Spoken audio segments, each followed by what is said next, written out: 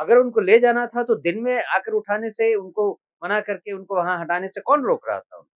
रात के अंधेरे में इस तरह से आना कायरतापूर्ण और चोरों की तरह आना नहीं है क्या? और उसके बाद 8 घंटे से वो सड़कों पे उनको घुमा रही है। पर और वो तो तैयार थे, उन्होंने तो कहा था कि हमको आकर ले जाइए, हम गिरफ्तार होने के लिए तैयार हैं।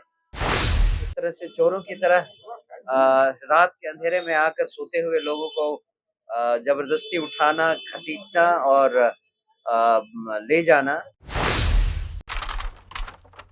और बर्बर जिस जिस निर्णय था, इस तरह से चोरों की तरह रात के अंधेरे में आकर सोते हुए लोगों को ज़बरदस्ती उठाना, घसीटना और ले जाना ऐसा लगता है जैसे सरकार डरी हुई थी और उसके बाद 8 घंटे से वो सड़कों पे उनको घुमा रही है।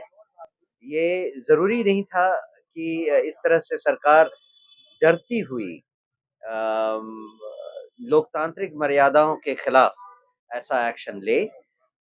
हमें लगता है कि बिहार की जनता इस बात को समझती है कि वो कितनी बर्बर शासन के अंदर रह रही है और इसका जवाब वो ज़रूर उनको देगी। लेकिन सत्ता पक्ष के लोग तो कह रहे हैं कि वो जगह नहीं था, प्रशासन कह रही है वो जगह नहीं है आमरण अनशन का, उसके लिए गर्दनी बाग बनाया गया है। आप आमरण लोगों से समझाया जा रहा था, उसके बावजूद भी नहीं समझे प्रधान जी। गांधी मैदान और गांधी जी की मूर्ति के नीचे कोई भी आदमी बैठकर शांतिपूर्ण ढंग से रह सकता है और अनशन करना कोई प्रदर्शन नहीं है। लिखा हुआ है का संवैधानिक ये तो कहीं भी नहीं लिखा हुआ है कि वहाँ बैठना असंवैधानिक है। तो जो सत्ता पक्ष या विपक्ष कह रहा है, ये बेसिकली बेबुनियाद दलील है और इसको सुनना बिल्कुल गलत है। नहीं, प्रशासन तो कह रही थी, हम उनसे आग्रह कर रहे थे बार-बार कि यहाँ से वो आग्रह कर सकते हैं और हमने तो कोई गलत काम नहीं किया है। अगर उनको ले जाना था तो दिन में आकर उठाने से उनको मना करके उनको वहाँ हटाने से कौन रोक रहा था उनको? रात के अंधेरे में इस तरह से आना कायरतापूर्ण और चोरों की तरह आना नहीं है क्या? सत्ता पक्ष वाले तो अब ये भी कह रहे हैं कि वो कम्बल किशोर हैं, वैनिटी वैन वाले हैं, इस तरह से कौन प्रदर्शन करता है? अगर प्रदर्शन उनको पसंद नहीं था तो वो कुछ भी कर सकते थे। वो वहाँ उनको हटा सकते थे। वो दिन में आकर उनको वहाँ से ले ले जा सकते थे। पर और वो तो तैयार थे। उन्होंने तो कहा था कि हमको आकर ले जाइए, हम गिरफ्तार होने के लिए तैयार हैं। अगर ऐसा कहा हुआ था, तो फिर सरकार की क्या मजबूरी थी कि वो रात में पौने 4 बजे आकर इस तरह से चोरों की तरह प्रहार करे?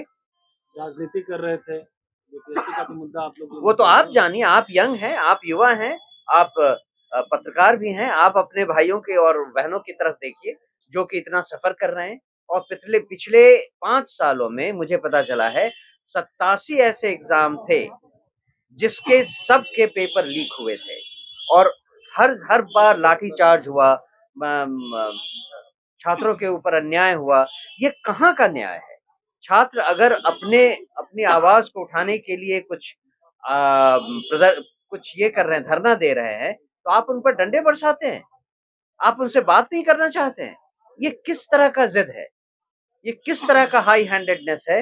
ये पहले सरकार बताए। क्या आमरण अनशन चलता रहेगा इसी तरह? ये चलता रहेगा, चाहे कुछ भी हो आज कोर्ट में। हुँ।